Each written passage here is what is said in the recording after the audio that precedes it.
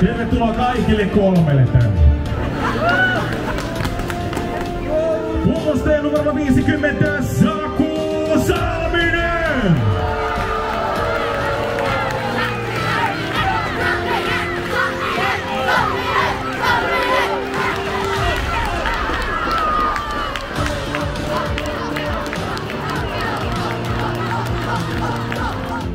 Muuta.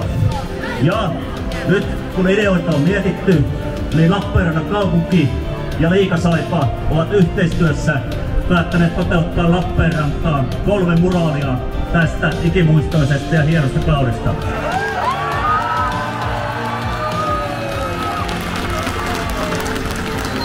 Näistä muraaleista tehdään oikeasti hienot ja ne tullaan toteuttamaan Lauritsalaan, kaupungin keskustaan ja Länsi-Lappeenrantaan.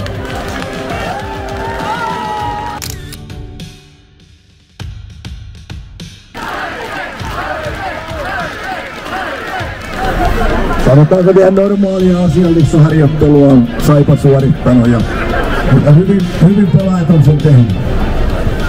Se kehut heti tuossa mitallin saatuanne valmennusporukkaa. Oletteko te erään tyyppinen joukkue tiimin sisällä? Vaikka tietenkin, kyllä.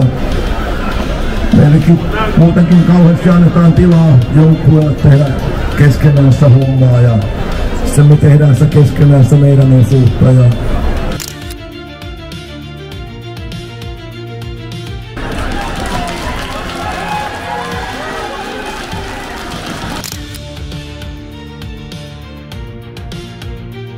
Pystyykö maalivahti sulkemaan mielestään, kun täysi tupa huutaa?